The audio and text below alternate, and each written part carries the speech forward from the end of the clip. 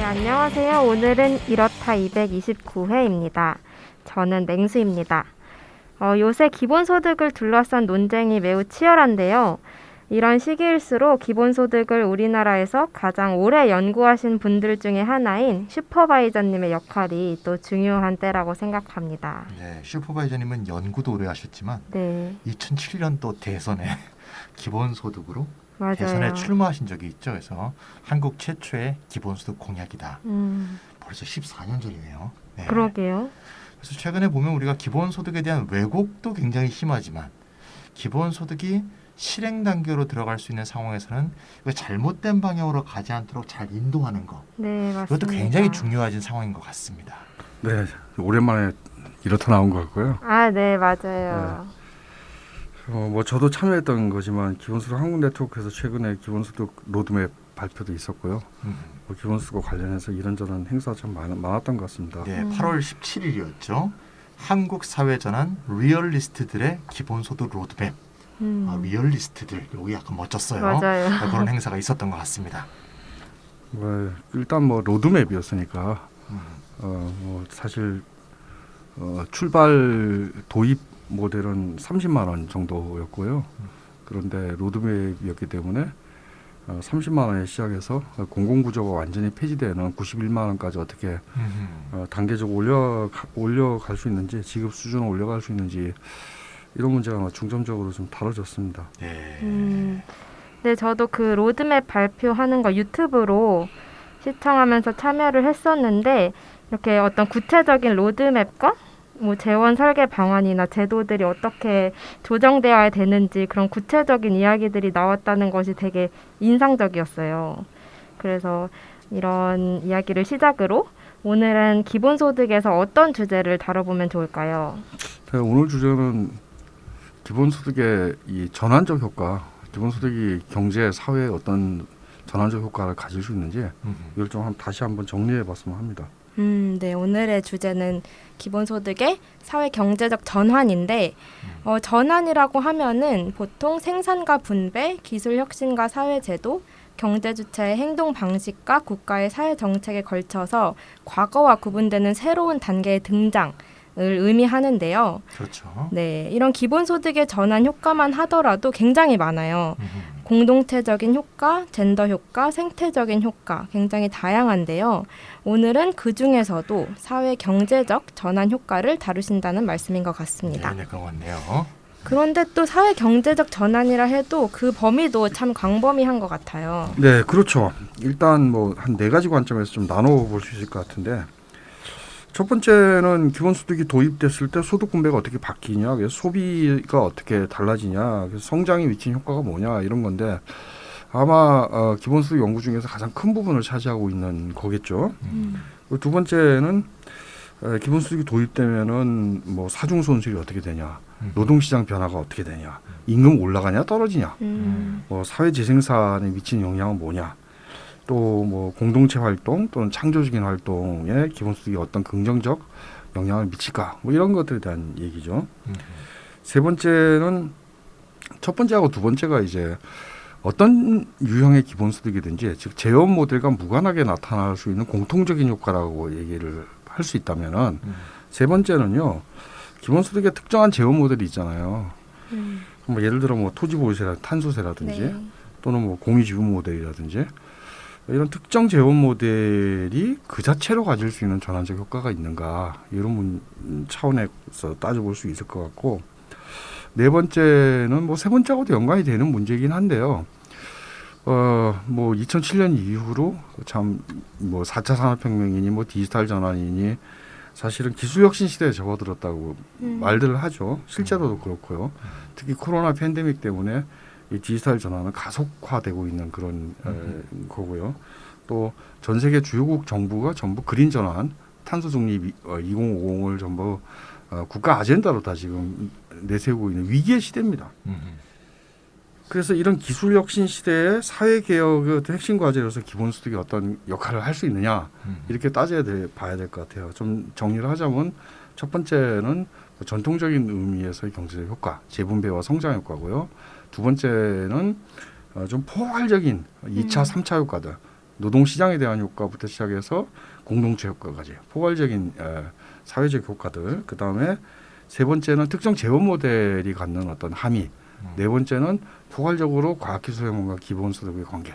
이렇게 네 가지 정도로 나눠서 좀 따져볼 필요가 있을 것 같습니다. 네, 우리가 이제 이렇다가 229회인데 뭐 슈퍼바이저님하고 조금씩은 다 해본 것 같아요. 네. 뭔가 이게 오늘 또 발표하시는 내용은 좀 8월 17일 날 했던 기본소득 한국 네트워크의 로드맵과 좀 관련된 내용도 좀 깊이 담겨 있지 않을까 하는 생각이 네, 들어요. 거기 로드맵 5장에 제가 짧게 좀 정리를 했는데요. 아하, 예. 뭐 워낙에 지면 자체가 각 주제별로 A4지 5장 이상 쓸 수가 없어가지고 굉장히 좀 압축된 글이라 독자분 여러분들한테 좀 이해가 될는지 좀 걱정이 좀 되기도 했었습니다. 네, 그럼 오늘 좀 풀어서 얘기해 주시면 좋을 것 네, 같아요. 네, 예. 좋네요. 네네. 네, 그러면 먼저 첫 번째로 소득, 소비, 성장 효과와 관련된 기본소득의 전환 효과를 살펴보겠습니다. 네, 일단 기본수익이라는 게 개별적인 사유 구성 모두에게 동일한 금액으로 지급되잖아요. 네. 그러니까 이게 소득 효과를 따지려 그러면은 지급 액수만 따져서는 안 되죠. 지급 액수는 다 똑같이 30만 원, 30만 원 다 얹어주는 거잖아요. 그래서 사실은 이 과세 모델을 하고 복합적으로 따져야 됩니다. 좀 다르게 얘기하면은 대체 30만 원씩 나눠주는데 이 부담은 누가 지고 있는 건가? 부담 귀착의 문제를 따져야만 이 소득 이전 효과에 대해 정확하게 따질 수가 있다라는 겁니다. 우리가 가처분 소득이란 말을 많이 하는데요. 가처분 소득이라는 것은 소득 이전 그리고 과세 이게 모두 다 반영된 상태의 소득을 뜻합니다. 맞습니다. 그러니까 내가 낼 세금 다 내고 네. 또 내가 정부로부터 받을 수 있는 지원금 같은 거 다 받은 다음에 내 가처분 소득이 어떻게 바뀌는가를 따지는 건데 네.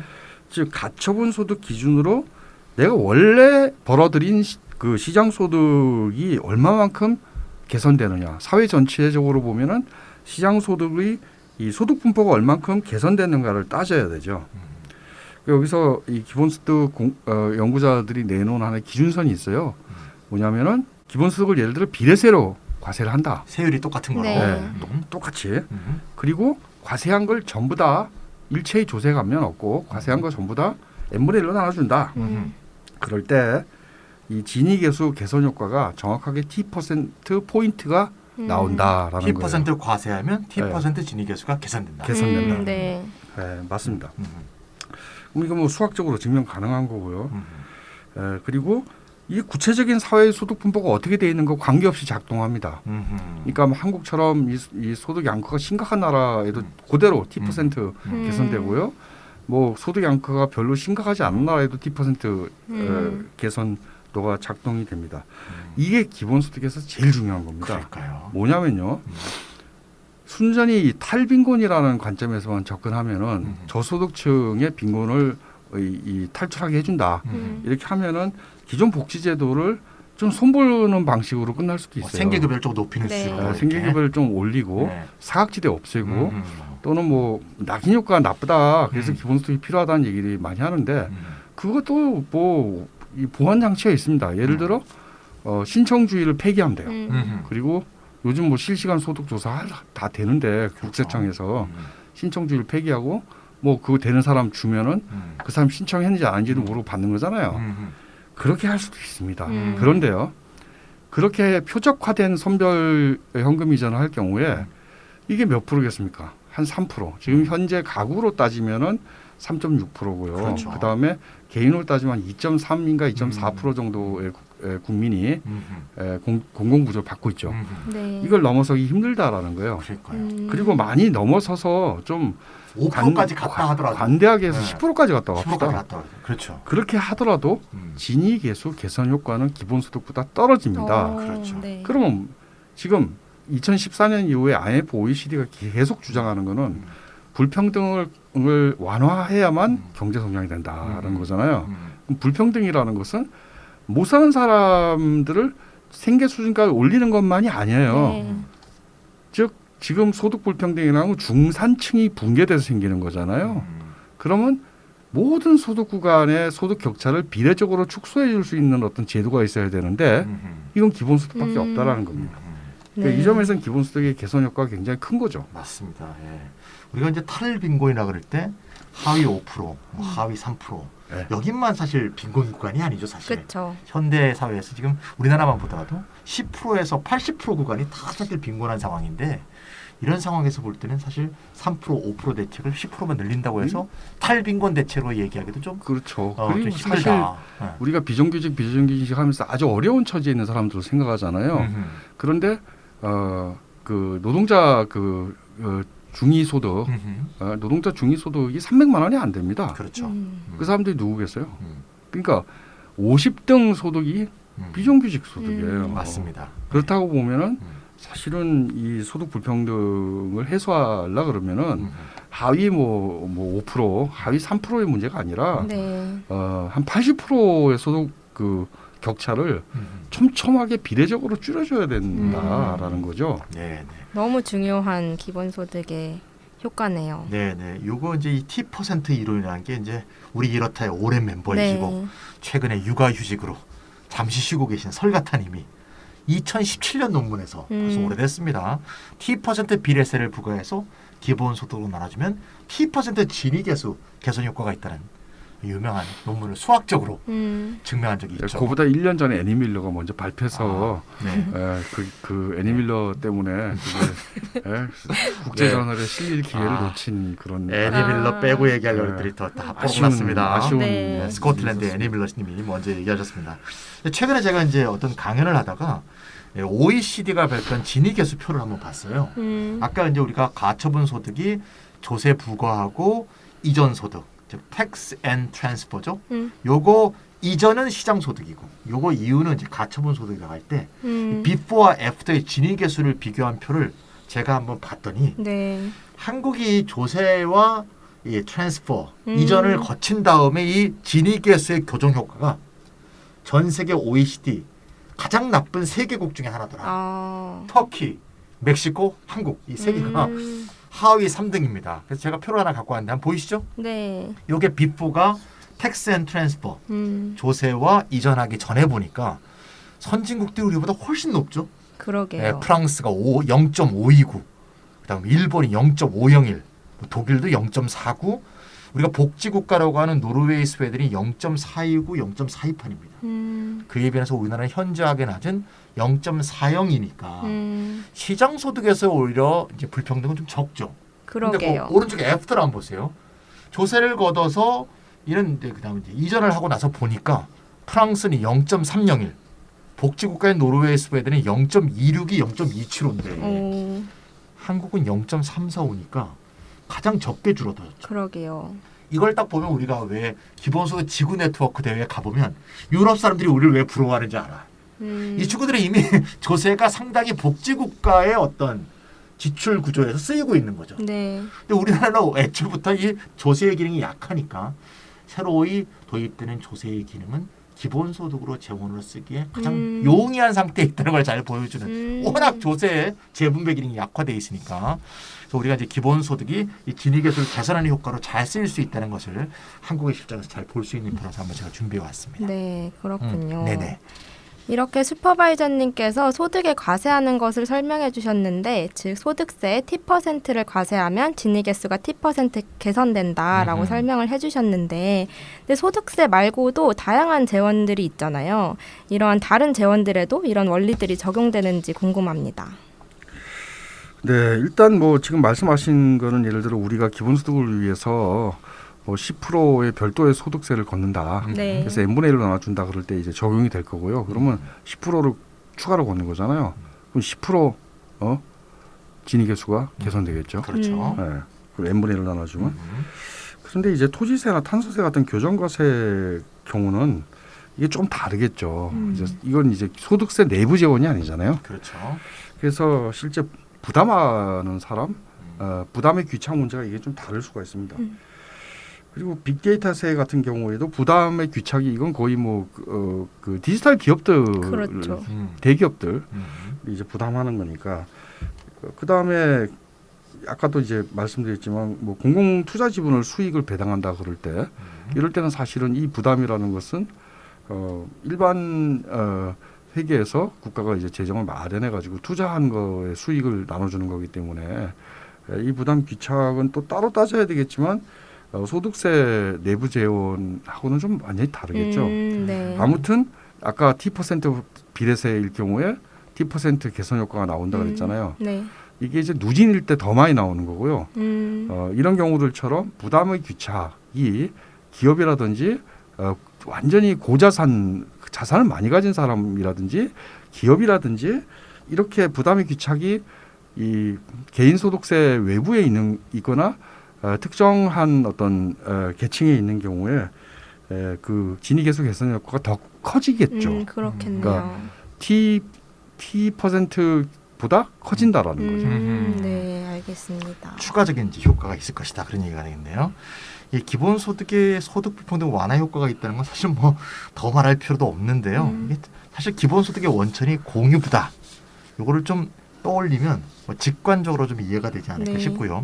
우리가 많이 얘기하듯이 기본소득은 선분배라 그러잖아요. 그렇죠. 그래서 먼저 선분배돼서 공유부에 기초한 공유부 소득이 생기고 그 다음에 그 나머지를 갖고 이제 이자나 지대, 배당 등으로 이렇게 소득이 분배되겠죠. 그럼 결국은 이제 한 개인이 갖고 있는 이 소득을 전부 합치면 이 전체의 소득은 이 시장소득, 이자, 지대, 배당 같은 시장소득에다가 기본소득이랑 공유부 소득을 합쳐야지 이 전체의 소득이 생기는 것 같고 따라서 기본소득 지급 수준을 높이게 되면 공유부 소득이 높아지는 거죠. 네. 그만큼 자본소득인 뭐 배당이라든가 지대라든가 또는 노동소득이라든가 이런 것에서 환수하는 크기가 커진다. 그렇죠. 네, 이런 것을 의미한다고 보고요. 아까 제가 그 지니계수 얘기했는데 이번엔 이제 2017년 OECD의 그 가계소득 비율입니다. 우리 뭐 경제학 시간에 배우듯이 국민총소득은 가계소득, 기업소득, 정부소득 이렇게 세 개로 구성되지 않습니까? 세 개의 경제 주체. 한국의 가계소득이 2017년 자료가 전체 국민총소득의 61%예요. 그러니까 기업소득이 임금이나 배당으로 덜 분해되는 것이라고 그러게요. 정부의 이전 지출도 적다는 얘기하겠죠. 비교해 보면 미국은 78%예요. 미국이 78%. 네, 그리고 굉장히 차이가 크죠. 그래서 n분의 1로 분배되는 공부 비중이 증대하면 그만큼 소득 불평등이 시정된다는 뜻이고 시장 소득의 분배가 한국처럼 불평등하면 불평등할수록 시정 효과가 크지 않을까 이렇게 네. 예상이 됩니다. 네, 지금까지 기본소득의 소득 효과를 살펴보았는데 당연히 이러한 가처분 소득의 증가는 소비의 증가로 이어질 것 같아요. 네, 소비 효과로 뭐 이어지겠죠. 그리고 이게 사실 위에서 아래로 이렇게 분배를 하는 거잖아요. 그러니까 사실 중산층을 포함한 아래에 위에서 재분배하는 거니까. 근데 저소득층일수록 한계 소비 성향이 크니까 고소득층보다 그러니까 사회 전체적인 소비 증가가 나타나게 되고 그러니까 노동 수요도 좀 늘고 일자리가 늘어날 수 있고 성장 효과가 날 거다 이런 식의 이제 시나리오들이 있죠. 가장 대표적으로 미국의 루즈벨트 연구소가 이런 식의 이제 미국 경제를 가지고 시뮬레이션 한 적이 있고요. 물론 한국에서는 정반대 그 완전균형 모형 갖고 하니까 정반대 결론도 나오기도 하는데 어쨌든 이런 시나리오가 있다라는 말씀을 드리겠습니다. 해본 나라는 없으니까 이건 다 전부 사실 모형들의 투쟁들의 장이지만 네. 뭐 이렇게 말씀드릴 수 있을 것 같습니다. 근데 한편으로는 이 소득의 증가가 소비의 증가로 이어지고 그래서 성장으로 이어질 수 있다 이런 점은 또 지금의 지구 상태나 기후 위기를 걱정하는 많은 사람들의 입장에서는 마냥 긍정적인 일은 아닐 것 같다는 생각도 드는데요. 맞습니다. 그래서 사실 성장 효과보다도 성장의 성격이 바뀐다는 점을 이제 강조를 할 필요가 네. 성장의 있는데 성격이 바뀐다. 네. 예. 이건 뭐 IMF나 OECD 같은 데서도 뭐 소득 불평등이나 지대 추구 경제가 성장 효과를 둔화시킨다 이렇게 얘기를 하거든요. 근데 최근에는 또 다른 것도 첨가하기 시작했어요. 뭐냐면은 탄소 배출량이 많은 나라는 성장하기 어렵다. 왜냐하면 정책 환경이 달라졌다. 네. 그래서 탄소 자초 자산이 어마어마해질 것이고 결국 파산하게 될 거다. 그래서 이 탄소 중립 계획을 착실히 지키는 나라만이 성장하게 될 거다. 이런 얘기를 해요. 기업으로 따지면은 뭐 재생에너지 100% 하는 기업만 살아남게 될 거다. 그리고 뭐 금융시장에서도 예를 들어 뭐 최근에 포스코에 뭐 돈 빼겠다고 난리쳤잖아요. 그 펀드가 외국 펀드가 이런 식의 이제 변화들이 있습니다. 여기서 성장이 뭐냐는 여전히 GDP예요. 그래서 GDP가 그러니까 좀 협소한 개념인 건 맞죠. 행복이라든지 이런 게 전혀 고려되지 않은 협소한 개념인 건 맞는데 불평등과 기후위기라는 게 사실은 성장, GDP 성장마저 저해하는 요소다라는 것은 이제 IMF라든지 OECD도 인정하게 됐다라는 거예요. 그러니까 기본소득이 이 부분에 있어서 기여, 전환적인 효과를 가진다면은 성장의 성격을 변화시키고 성장 방식을 바꾸고 뭐 그때 이제 성장이라 하면 물질의 어떤 가공과 변형을 뜻하는 게 아니라 자연의 파괴를 하지 않고 생태적이고 사회적으로 지속 가능한 성장이 가능하게 하는 이런 기능을 가질 수 있다라고 저는 생각합니다. 그러니까 이 성장이란 말이 사실 우리가 맞아요. 한 인간이 성장하고 있다 그러면 참 좋은 말인데 이게 경제학적인 의미로 쓰이면 참 이게 GDP 성장을 의미하도록 이렇게 계측화 이미 돼 있고 정해져 있는 개념이니까 참 받아들이기가 어렵죠. 그러니까 경제학에서는 성장이 곧 팽창을 의미하니까 물질적 팽창을 의미하죠. 그래서 아까 성장의 성격이 바뀐다는 말씀을 제식으로 말해보면 이 팽창적 의미의 성장은 없어진다. 그래서 기본소득은 이 팽창적 의미에서 성장을 부추기는 게 아니라 어떻게 보면 오히려 억제할 수 있다. 저는 그렇게 바라보고요. 뭐 이런 거죠. 뭐 사치품 생산이라든가 기위제 생산에 돼 있는 같은 게 오히려 생태계 파괴에 크게 영향을 미치지 않습니까? 그렇죠. 예. 그것도 뭐 여행도 마찬가지죠, 사실. 맞아요. 여행도 사치적인 여행일수록 생태계 파괴에 미칠 영향이 크고요. 그래서 노동 수요가 아까 생긴다는 말씀도 하셨지만 노동 수요가 생기는 곳, 다시 말하자면 일자리가 생기는 곳도 달라지게 되는 거죠. 그래서 이런 식으로 전반적인 사회 구조의 변동을 수반할 것이다, 기본소득 이런 생각이 들고요. 그래서 이제 뭐 결론적으로 말씀드리면 어떤 곳은 노동 수요가 늘어나고 어떤 곳은 노동 수요가 줄어들면서 총 결과에서는 사회적 총노동 시간이 감소하게 되어 있으니까 그런 의미에서 기본소득은 탈성장의 순환 경제적 효과를 만들 수 있지 않을까 그렇게 기대해 봅니다. 뭐 저도 그렇게 생각합니다. 근데 이제 다만 그렇게 되려면은 자동화 수준 되게 높아야 될 거고요. 그리고 기본소득 지급 수준도 굉장히 높아야 될 거고 지금보다 훨씬 더 이 자동화된 풍요 경제 쪽으로 이렇게 이 경제 전체가 전환돼야만 되겠죠. 그러면은 노동 시간은 확실하게 줄어들 거고 그리고 이 생산이라는 개념 자체도 물질의 변형과 가공을 주로 뜻하고 있는 제조업 생산에서 완전히 탈피하게 될 가능성이 있습니다. 그런데 어쨌건 우리가 이제 지금 경제적인 전환 효과를 따지면서 소비하고 이제 이 성장만 얘기를 했는데 좀 더 2차 효과라든지 3차 효과를 더 따져볼 필요가 있어요. 그러니까 노동시장에 어떤 영향을 끼치냐 또는 뭐 임금 즉 수준이 올라가냐 떨어지냐 기본소득 주면 임금 떨어질 거라 생각하는 사람들도 있거든요. 그렇죠. 그 한국에 나온 시뮬레이션 서울대 교수 세 분이 공개한 시뮬레이션 이런 건데 기본소득 30만 원 도입하면은 노동과 자본의 그 분배율이 달라져 가지고서는 임금 수준이 떨어질 거다. 30만 원만큼 이런 얘기 나오는 건데요. 또는 뭐 사회 재생산 즉 지금은 주로 가계가 담당하고 있는데 사회 전체로 인구의 재생산과 교육 이게 어떻게 바뀌냐 또는 공동체 활동, 창조 활동에 어떤 영향을 끼치냐 이런 걸 좀 살펴볼 필요가 있을 것 같아요. 네, 좋습니다. 네, 그러면 이번에는 기본소득의 사회 경제적 전환 효과인 두 번째인 노동시장, 임금 수준, 사회 재생산, 그리고 창조적인 활동과 공동체 활동에 미치는 효과에 대해서 살펴보도록 하겠습니다. 일단 먼저 다시 한번 환기를 해보죠. 기본소득이 도입됐다. 그럼 뭐가 도입이 된 거냐 사실. 누구나 뭐 30만 원이건 90만 원이건 부여된 거잖아요. 그러니까 모든 사람한테 개별적인 모든 사람한테 무조건적인 소득 이 바닥 또는 소득 최저선 소득 안전판이 부여된 거죠. 그러니까 이 소득 안전판의 효과가 어떤 복합적인 변화를 만들어낼 거다라고 이제 예측하는 거죠. 첫 번째는 이게 현행 사회보장 체계하고 비교를 하면 기본소득 도입이 이제 실업의 덫을 제거한다 이런 얘기는 이제 뭐 쉽게 뭐 많이들 얘기하는 거고. 그래서 기존의 공공부조 수급집단의 노동 공급이 증대될 거다. 이건 뭐 충분히 예측할 수 있는 거죠. 지금은 노동 공급을 할 경우에 뭐 그대로 차감이 되지는 않지만 상당히 많은 차감이 일어나기 때문에 예를 들어 100을 번다 그러면은 잘 가져가는 거는 뭐 30이라든지 50이라든지 이렇게 됩니다. 근데 기본소득으로 바뀌면 100을 벌어도 100을 다 가져가는 거니까 저소득층의 노동 공급이 늘어날 거라는 것은 굉장히 분명합니다.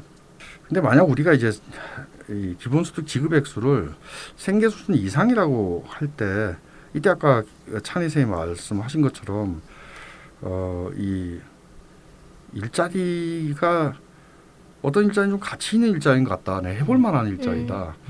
그럴 경우에 이 저임금이라도 좀 선호를 할 거고요. 네.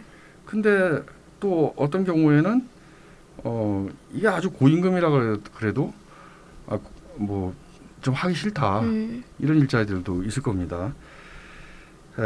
그래서 사실은 이게 높은 수준의 기본소득이라는 것은 개별적인 노동자들한테 충분한 협상력이 생긴다. 자기가 어떤 일자리를 선택할 것인가에 대해서 say no, 나 안 하겠다라고 얘기할 수 있는 협상력이 생기기 때문에 전체적으로는 임금 수준이 전반적으로 상승하게 될 거다라고 이제 생각이 듭니다.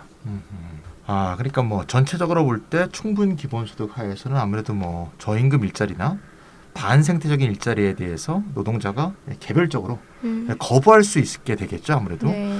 뭐 너무 임금이 적으면 안 하겠죠. 그다음에 이건 뭐 내가 뭐 지구에 나쁜 일을 하는 거다. 뭐 안 하겠죠. 그래서 이제 그러면서 이제 임금 수준이 전반적으로 상승할 수 있을 것 같고, 특히 이제 많은 사람들이 기피하는 일자리 임금은 크게 상승하면 이건 사회적으로 좀 바람직한 효과가 아닐까 그런 맞아요. 생각이 듭니다. 네, 이런 시나리오는 정말 잘 생각할 수 있는 것 같아요. 충분한 기본소득이 두 분이 말씀하신 전환적인 효과를 충분히 낳을 것이라는 점은 예측이 되는데, 부분 기본소득 같은 경우에는, 그러니까 생계 수준 이하의 낮은 기본소득의 경우에는 어떻게 될지도 궁금한데요. 그게 좀 논쟁적이죠. 그 부분 기본소득의 임금 효과 이게 상당히 논쟁적 주제입니다. 어떤 사람들은 그렇게 얘기해요. 임금 보조금과 마찬가지일 거다 거의. 그래서 임금 수준 하락시킬 거다 이렇게도 얘기하고.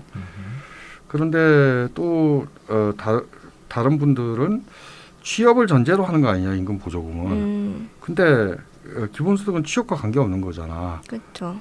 그래서 부분 기본소득이 충분한 협상력을 부여하지는 않지만 부분적인 협상력은 부여된다. 네. 그리고 특히 이런 부분적인 협상력은 이 프레카리아트들한테는 이게 굉장히 중요한 부분적인 협상력이 될 수도 있을 것이다. 이렇게 얘기를 합니다. 뭐 근로장려 세대는 뭐 여러분들 잘 아시겠지만 이게 사실은 이 최저임금과 근로장려 세제의 관계를 보면은 근로장려 세제의 경우도 시간당 그 시급은 최저임금 이상이어야 되잖아요. 그런데 이제 일을 하면 이제 이 점정 구간에서는 근로장려금이 이제 부여되는데 미국의 실증 연구를 보면요, 이게 1달러를 준다 그러면 1달러가 다 노동자한테 가는 게 아니더라. 임금이 약간 떨어진다 이거죠. 어차피 최저임금 이상인 거니까.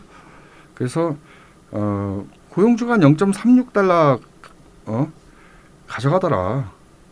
그래서 한 36% 정도는 임금 삭감 네. 효과가 있다. 뭐 이런 얘기를 합니다. 뭐 개인적인 임금으로 보면은 그래도 뭐 64%가 개인적인 가처분 소득의 증대를 낳았지만 임금으로는 이게 임금 수준 하락 효과가 좀 있다라는 식의 이제 실증 조사들이 있습니다. 뭐 로트슈타인, 뭐 니콜스 뭐 이런 사람들이 굉장히 2010년부터 16년간 미국 EITC를 갖다 굉장히 실증 연구 데이터 가지고 한 거고요. 근데 EITC하고 달리 무조건적 기본소득을 할 경우에는 이게 뭐 액수가 얼마든지 구직자의 협상 지위를 강화한다. 그리고 그 액수가 커질수록 더욱 협상 지위가 강화된다라는 게 KG라는 연구자의 연구인데요. 기본소득 지지하는 사람들의 일반적인 의견입니다. 네. 결국 내용을 정리해보자면 부분 기본소득의 경우 논쟁은 있지만 임금보조금이나 노동연계복지와는 달리 노동자의 협상력을 강화시킨다는 것을 이야기하는 학자들이 있다라는 얘기를 해주셨습니다. 네, 맞습니다. 그런데 노동자의 개별적인 협상력이 강화돼서 임금에 대해서 상승 압박을 하게 된다면 기업들은 어쩌면 더 많은 자동화를 하게 되지 않을까요? 그래서 일자리를 좀 희소하게 만들고 임금 수준을 하락시키는 방향으로 움직일 것 같다는 생각도 들어요. 이렇게 되면 노동자에게 더 불리하게 되는 것이 아닐까 이런 걱정도 드는데요. 뭐 그러겠죠. 그래서 결국 뭐 긱 노동, 뭐 플랫폼 노동으로 쏟아져 나오게 될 텐데 여기에 대한 해법도 별게 없습니다. 기본소득 지급수준을 또 올리면 돼요. 뭐 그런데 사실 기본소득 지급수준을 또 올리면은 임금 또 올라갈 거고 그리고 기업은 또 자동화하겠죠. 그래서 기본소득 지급 수준이 올라가는 것과 더 많은 자동화가 일종의 피드백 연관고리를 그러게요. 갖고 서로 이렇게 상승작용을 하는 그림을 우리가 그릴 수 있을 것 같습니다. 이게 그래서 제가 늘 생각하는 게 기본소득 지급을 높인다. 지급 수준을 높인다. 이게 이제 조금 책에서 보면 말이죠. 이게 뭐 국가 또는 뭐 어떤 결정 단위가 자율적으로 결정할 수 있는 것처럼 보이는데 사실은 이게 사회적인 뭐랄까 격돌의 현장 아니에요. 네. 그래서 결국 이 흔히 이건 이제 뭐 가속주의적 사회 발전이라고 할 때 이런 게 이루어지려면 기술 발전과 사회 구조 변화가 함께 일어나는 이런 식의 가속주의적 사회 발전이 일어나려면 기본소득을 지지하고 추진하는 사회 세력의 단합된 힘 이것이 격돌하고 있는 현장 정부도 사실 격돌하고 있는 현장이기도 하죠. 거기에 영향을 미칠 수 있는 강력한 힘의 존재 굉장히 중요하지 않은가 하는 생각이 듭니다. 맞습니다. 예.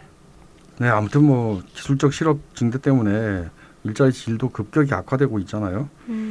근데 여기서 기본소득의 이 지급 수준이 높아진다는 건 임금 하락을 막을 뿐만 아니라 지급 액수를 포함해서 개별적인 이제 가처분 소득을 증대시킬 거고 여기만 끝나는 게 아니에요. 그러니까 결국 이 뭐 10년이 걸지 20년이 걸지 이 과정 전체는 일종의 이 사회적 전환 과정인 거고요.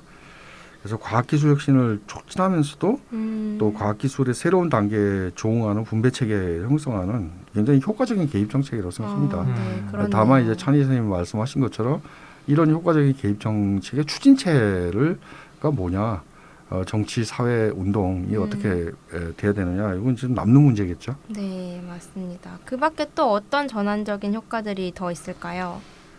뭐 그 이외에도 뭐 창업 증대라든지 사회적 경제 활성화 등 뭐 노동시장 외부에 또는 뭐 이 시장 내부에 이제 긍정적 효과를 일으키죠. 그리고 뭐 노동 시간 단축과 이제 결합된 모델들이 있죠. 네. 앙드레 고르부터 시작해갖고 그 베르크만까지 이런 모델들은 이제 추가 고용 가능성이 증대할 거라고 얘기를 합니다. 다만 이제 노동 시간 단축을 했을 때 단축한 만큼 추가 고용이 생기냐 그건 아니라고 이제 프랑스에서 노동시간 35시간제 했을 때 그땐 90년대였으니까 자동화 속도도 지금보다 훨씬 떨어지는 시기였는데 그때 이제 실증 연구가 그렇게 나왔어요. 그러니까 노동시간 100을 단축시키면은 거의 70%를 갖다가 그 자동화로 잠식돼 버리더라. 한 30%만 추가 고용은 이어지더라. 뭐 이런 얘기가 나왔습니다. 지금은 그때부터도 한 20년 그쵸. 지났잖아요. 그 노동시간 단축해도 뭐 신속히 자동화해서 100 단축하면 10이나 일자리 생길까? 뭐 전 뭐 그러지 않을까 생각이 들긴 합니다. 저는 이게 다른 전환적 효과 이제 말씀하셨는데 맹수님이 네, 여러 곳에서 이미 기본소득 사회 실험이 많이 이루어졌잖아요. 맞아요. 거기에서 이 실험 뭐 구상도 다르고 실험 이 어떤 짠 거 모델도 모델도 다르고. 다 다른데 항상 공통적으로 나타났던 효과가 있어요. 네, 즉 기본소득이 저소득층의 건강과 행복감을 향상시키다는 결과는 모든 실험에서 다 나타났다는 너무 거. 당연한 것 같아요. 네, 근데. 사실 그렇죠. 그래서 이제 이렇게 삶이 변화하면 삶의 질이 변화하면 여가 시간이 늘어나고 또 젠더 평등한 여가 시간 분배로 이어질 수 있겠죠. 여성이 바깥에서 일하고 돌아와서 또 가사 노동도 다 해야 되는 이런 상황이 변화될 수 있는 계기가 생길 것이다 이렇게 보고요. 소득 불안정성이 당연히 제거되면 사회적 안정과 통합 등 공동체 효과가 당연히 생기게 되고 그렇게 되면 좀 여유가 생기게 되면 그 여가 시간에 정치적인 참여 수준을 높이고 그렇죠. 민주주의에도 더 참여를 할 수 있는 그런 어떤 기반이 생긴다는 거죠. 자동적으로 다 이루어지는 건 아니겠지만 그런 기반이 생긴다는 게 굉장히 중요하고 그리고 또 마지막으로 중요한 건 기본소득 도입은 사회를 생태적으로 전환하는 계기, 기름길이 될 수 있다는 거고 우리 잘 알다시피 소득 분배가 불공정한 사회일수록 이 파이를 키워서 맞아요. 그 파이의 일부라도 좀 받고 싶은 그런 욕구가 음. 자꾸 생기게 돼 있죠. 즉 소득 분배가 불공정한 사회일수록 성장에 대한 압박이 생긴다. 거꾸로 소득 분배가 공정할수록 성장의 압박이 줄어들고 순환 경제를 위한 욕구가 더 생기지 않을까. 네. 이런 점을 우리가 기본소득에 대해서 기대하고 있는 수많은 전환 효과 중에 하나가 아닐까 싶습니다. 네, 잘 알겠습니다. 네. 네, 이번에는 세 번째로 기본소득의 특정 재원 모델 그 자체의 전환적인 효과를 다루어 보면 좋겠는데요. 최근에 많이 거론되고 있는 토지보유세나 탄소세와 같은 교정과세도 있고 또 요즘 슈퍼바이저님이 많이 역설하고 계신 공유지분 모델도 전환적인 효과를 갖고 있다고 하는데 이것에 대해서 다뤄보도록 하겠습니다. 네, 일단 이제 그 토지세, 탄소세 같은 교정과세 이건 사실 가격 시그널을 강화하는 거죠. 한쪽은 이제 탄소 가격 올리는 거고요. 한쪽은 토지 가격 떨어뜨리는 건데 네. 그래서 가격에 이제 영향을 끼치는 겁니다. 이제 반면에 이제 공유 지분 모델이라는 것은 사실은 이 투자 공급 자체를 갖다가 바꾸는 거죠. 그래서 대대적인 재생에너지 투자가 이루어지도록 하고 그러나 결과 수익을 갖다가 전 국민이 이제 공유하게 하고 그래서 약간 이 위상은 다릅니다. 위상은 다르지만 둘 다 지금 현재 가장 중요한 어떤 사회적 전환, 기술 전환, 그러니까 뭐 보통 그린 디지털 트랜지션, 이중 전환이라는 얘기를 하는데 이 두 개를 큰 효과를 갖는다라고 말할 수 있습니다. 이렇게 얘기하면 도대체 토지세가 무슨 그린 디지털 전환에 큰 효과를 갖냐 이렇게도 질문이 나올 수 있을 텐데요. 근데 그냥 그렇게 하지 않으면 말이에요. 돈 많은 사람들이요. 전부 뭐 몇 달 만에 뭐 3억 4억이 오르는데 아파트가 그쪽으로 움직이잖아요. 그러니까 돈이 지대 추구형으로 움직인다는 거예요. 기술을 발전하는 게 기술 아니라. 혁신적으로 움직이지 않죠. 그래서 토지세 역시 그린 디지털 전환을 하는데 필요한 어떤 교정과세다 이렇게 말씀드릴 수 있을 것 같습니다. 네. 제가 얼마 전에 또 이 슈퍼바이저님과 같이 토론회를 한 적이 있는데 제가 그때도 이런 말씀 좀 드린 것 같은데 이 탄소세의 세율 인상을 위해서도 탄소 배당이 필요하다. 이 점은 제가 이제 완전히 공감하고요.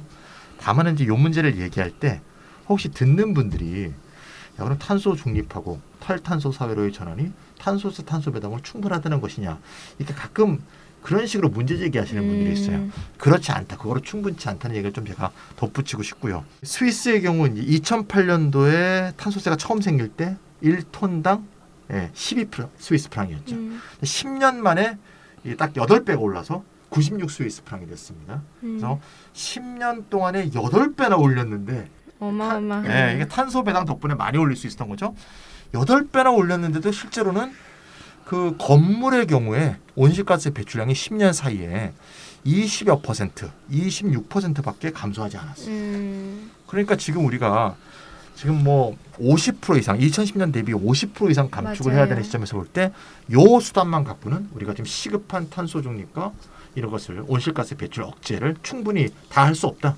그래서 이거하고 함께 정부의 직접적 규제라든가 강력한 전환 로드맵과 함께 결합이 되어야지만 이게 가능할 것이다. 이런 말 좀 덧붙이고 싶고 혹시 오해하실 분이 있을 것 같아서 그래서 뭐 토지보유세도 마찬가지일 것 같아요. 네. 토지보유세가 시장에 반영돼서 교정 기능을 하는 것과 함께 정부가 임대주택이라든가 토지 공급이라든가 주택 공급이라든가 이런 것의 정책이 병행되어야지 이제 소기의 목적을 달성할 수 있을 것 같다. 이런 생각을 좀 덧붙이고 싶습니다. 맞습니다. 그 토지보유세가 저는 이제 기본 정책이라고 생각하고요. 지금 뭐 기본주택이라든지 공공임대주택 공급하려고 해도 지가가 너무 비싸잖아요. 그 비싼 지가로 뭐 LH가 사들이면은 그걸 또 돈 빼려고 그러려면 더 비싸게 공급해야 되고 뭐 이런 이제 악순환 구조인데 네. 사람들이 굉장히 많이 얘기하죠. 싱가포르형 모델 어쩌고 저쩌고. 싱가포르 토지의 95%가 국유예요. 네. 그러니까 그럼 싱가포르형 토지 임대부, 토지 뭐, 임대부 주택 공급이 주택 가능한 공급이죠. 거죠. 네. 근데 한국은 그렇지 않단 말입니다. 네. 그러니까 일단 지가를 하락시켜야 이 공급 정책도 공급 정책도 살아날 수 있다 이렇게 말씀드릴 수 있을 것 같습니다. 맞아요. 탄소세에 대해서도 좀 이제 정확하게 정리를 해주셨는데 차 선생님이 탄소세라는 게 이게 사실은 탄소 기초 가격을 이렇게 비싸게 만들어 가지고요. 그 재생에너지를 쓰는 기업 또는 탄소 절감하는 기업은 살아남게 하고 그렇지 않은 기업은 가격 경쟁력을 잃어가지고 망하게 만드는 그런 거거든요. 가격 시그널의 강화가 목표입니다. 그런데요, 이게 사실은 완전 경쟁 시장일 때 가장 잘 구현이 되고요. 독점 시장에다가 해보세요. 그러면은 어떻게 되겠어요? 걔는 재생에너지 안 써. 공급자는. 그리고 절감도 별로 안 해. 그런데 자기 상품은 다 가격이 탄소세 내는 만큼 올라갔죠. 네. 이 탄소세는 전부 소비자 물가에 전가되죠. 그런데 소비자한테는 탄소세만큼 탄소 배당을 하기 때문에 소비자는 또 물가가 올라갔지만 받는 돈이 있기 때문에 구매를 할 수 있어요. 그럼 어떻게 됩니까? 탄소는 그대로일 것 같아요. 탄소 배출량 그대로죠. 네. 그렇죠. 그래서 사실은 이게 독점 시장에서는 작동하지 않는 거고요. 다만 우리가 개방 경제를 하잖아요. 그러니까 어느 나라도 어떤 산업 분야에서 독점 시장을 형성하고 있지는 않거든요. 다른 나라 물건이 들어온다든지 이렇게 됩니다. 그래서 이제 유럽 같은 데서도 탄소 국경 조정 같은 거 하려고 그러는 거고요. 그런데 그렇다 하더라도 이게 그 하나 가격 시그널을 강화하는 것만으로는 탄소 중립에 도달하는데 뭐 천천히 가려면 할 수 있죠. 그런데 이게 힘들다. 2050까지 뭐 하려고 그러려면 이거는 힘든 거다. 그러니까 국가의 대규모 그린 투자가 필요하고요. 뭐 바이든 같으면은 1.7조 달러 규모가 굉장히 큽니다. 그것 정부 지출만 그런 거고요. 그다음에 이제 민간 지출까지 하면은 몇 조인지 뭐 4조라고 보도되는 데도 있고 막 그러던데요. 버니 샌더스가 4조 얘기했죠.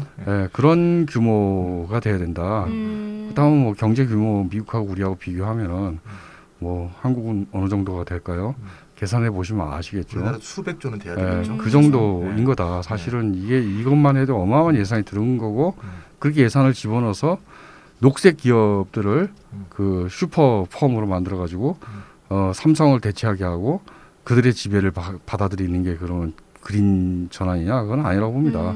국민들한테 공유 지분 모델을 해서 국민들한테 수익을 나눠줘야 되고 그래야 이 기본소득 재원이기도 하고 국민은 납득하고 그게 바로 전환이라고 저는 생각합니다. 맞습니다. 그러니까 탄소를 배출하던 대기업 독점 시대가 재생 에너지 생산을 독점하는 대기업 시대로 넘어가서는 곤란하다. 안 되죠. 그런 거는 우리가 원하는 그런 전환이 아니다. 네. 그래서 실제로 그 과정에서 토지 보유세만큼이나 이 탄소세 생태 배당 무등과 결합되는 시점에서도 우리가 이 아까 얘기했던 공유 지분권 모델을 통해서 국민이 어떻게 실제로 기업 운영에 거버넌스를 취할 것인가 이런 논의를 좀 더 우리가 강화했으면 좋겠습니다. 맞아요. 네네.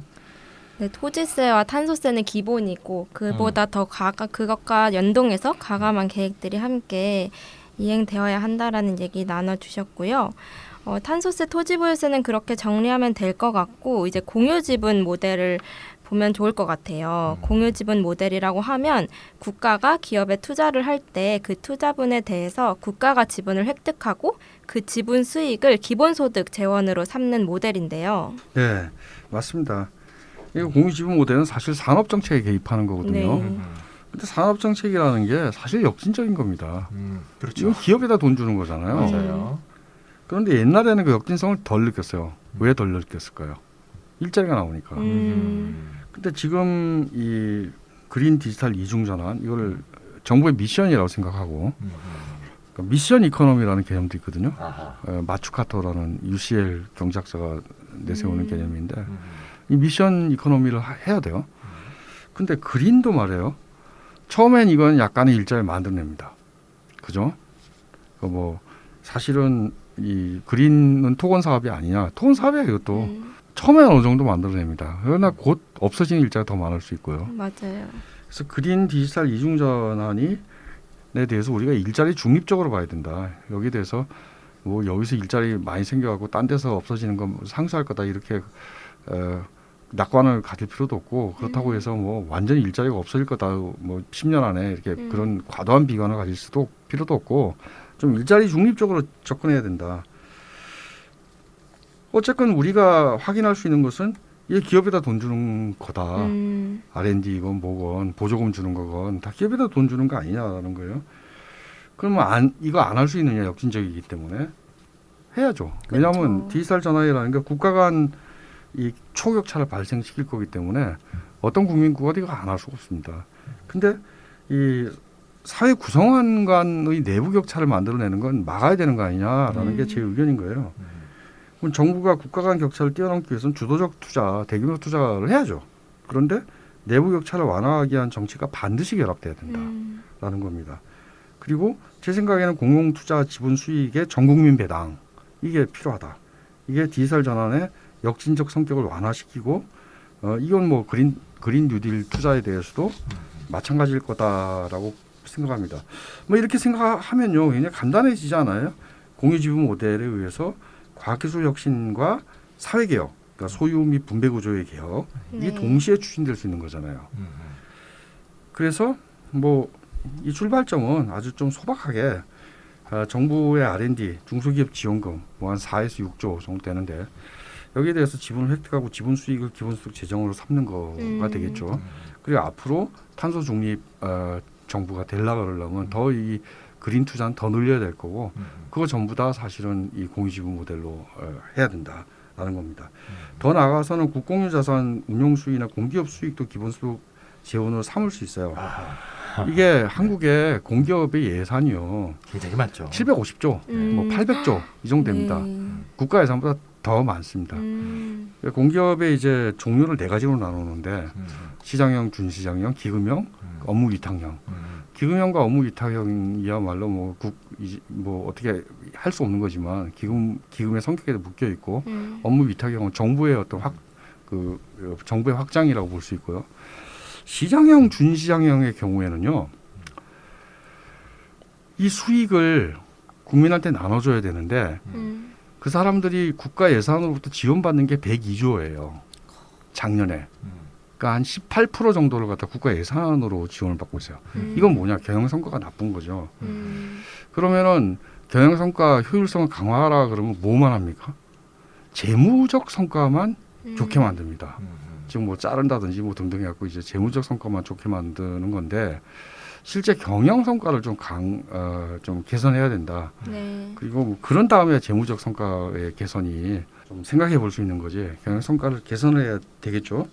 근데 그 경영 성과를 개선하려고 그러려면은 사실은 공기업 전체 뭐 싱가포르 테마섹과 같은 지주회사를 만든다든지 해서 경영 성과를 좀 개선을 하고 불필요한 건 정리하고 시장형 공기업의 경우에는 뭐 등등 해서 국민들한테 수익 배당을 할 필요가 있다. 뭐 그러면 굉장히 늘어나는 거잖아요 지금. 네, 재원 규모가. 그럼 이런 재원 모델이 어떤 역할을 하느냐? 국가 역할 자체가 바뀌는 거라고 저는 생각합니다. 그러니까 지금까지 국가 역할이라는 거는 시장 실패를 교정하는 소극적 역할이에요. 그리고 국가는 비용이었어요. 세금 걷어 쓰는 거잖아요 이게. 가치 창조자가 아니었습니다.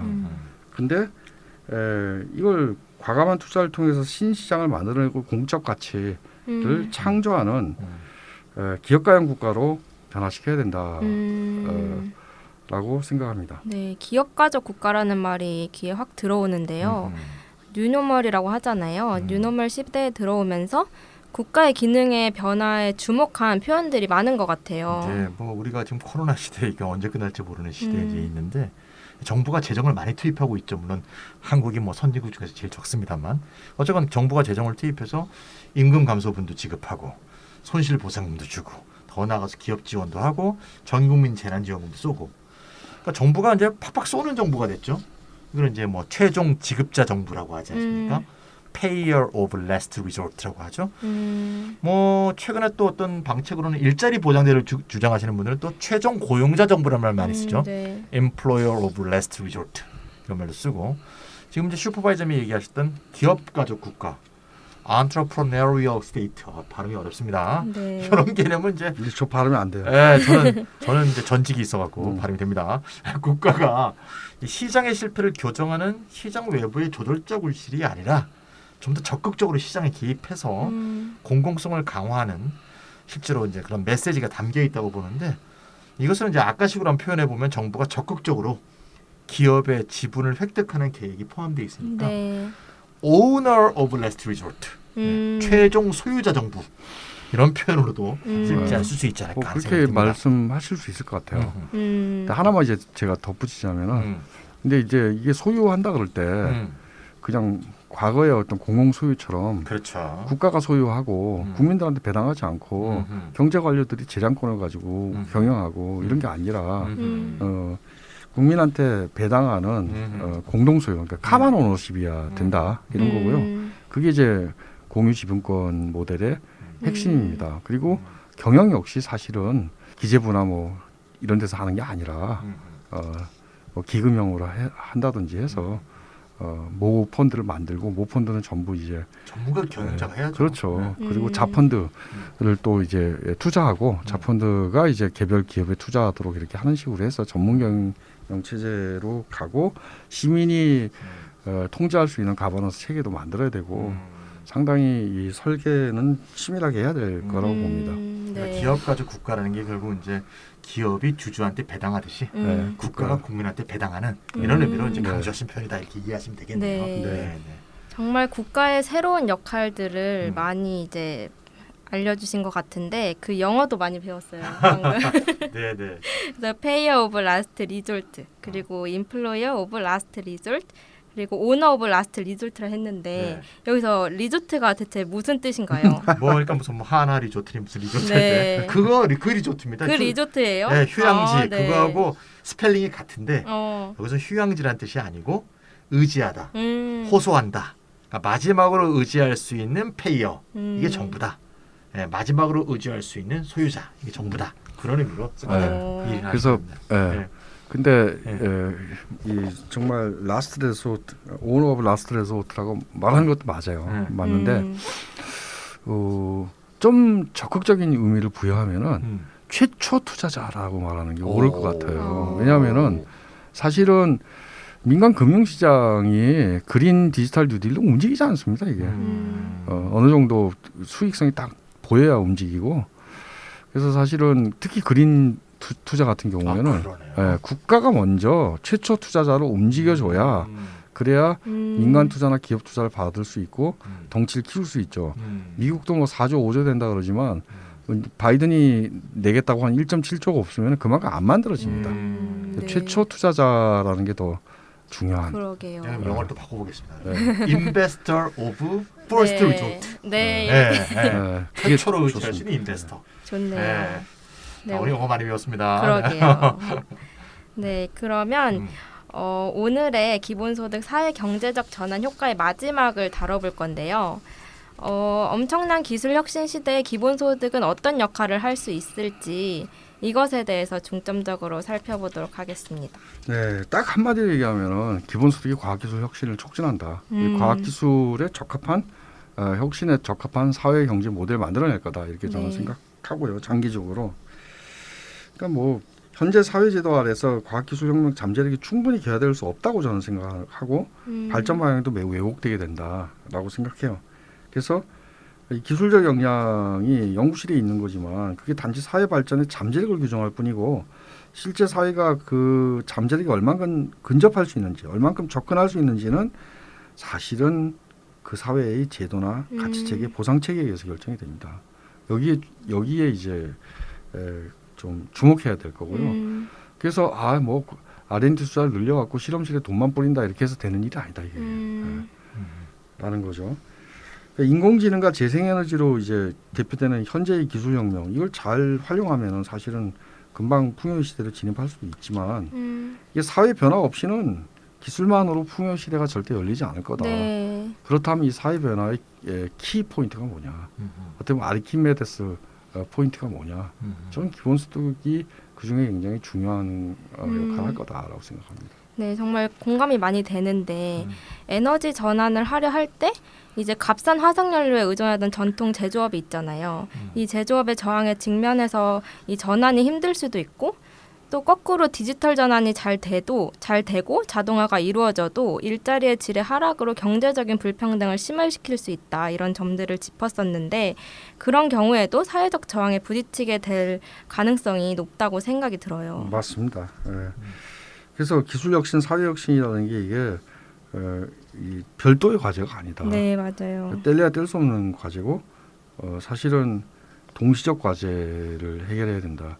우리가 아까 전환을 얘기하면서 그린 디지털 트윈 트랜지션이라고 그랬잖아요. 이중 전환이라고. 네. 근데 사실 저는 트윈 트랜스포메이션이라는 말을 쓰고 싶은데 기술의 이노베이션, 기술 혁신하고 사회의 이노베이션이 한꺼번에 이중적인 으로 추진돼야 된다 이렇게 생각합니다. 그러려면 사실은 이 사회가 생산하고 있는 공유부에 관심 돌려야 될 거고 뭐 빅데이터라든지 지식이라든지 뭐 얼마 전에 전직 클링턴 때 노동부 장관 했던 로버트 라이시가 주장을 하던데 일부에서는 지적재산권은 없애버리자는 얘기도 있잖아요. 네. 근데 이 사람 그러지 말고 지적재산권 등록할 때 그 지분을 받자. 그 지분 받는 조건으로 등록시켜주자. 그리고 그건 미국인들한테 나눠주면 되는 거 아니냐. 이런 얘기도 하더라고요. 그게 이제 공유지분 모델이죠. 그 공유지분 모델을 또 한 번 제가 강조를 하지만 국가가 특혜적이고 혁신적인 산업 정책에 탈피하고 적극적인 가치 창조자 그리고 최초 투자자 가장 중요한 문제인데요. 불평등과 기후 위기를 완화하는 소득 분배자로 등장해야 된다라는 겁니다. 이렇게 공유지분권 모델의 구체적인 설계에 대해서는 또 다른 시간에 다뤄보면 좋을 것 같아요. 재밌는 네, 주제이기도 다음에 꼭 합니다. 하도록 하죠. 네, 오늘 굉장히 그 중요성에 대해서 많이 역설을 해주셨는데 네, 다음 시간에 또 자세히 살펴보면 좋을 것 같고 오늘 이것으로 기본소득의 사회 경제적 전환 효과를 살펴보았습니다. 이렇다 229회 이것으로 마치겠습니다. 수고 많으셨습니다. 네, 감사합니다. 감사합니다.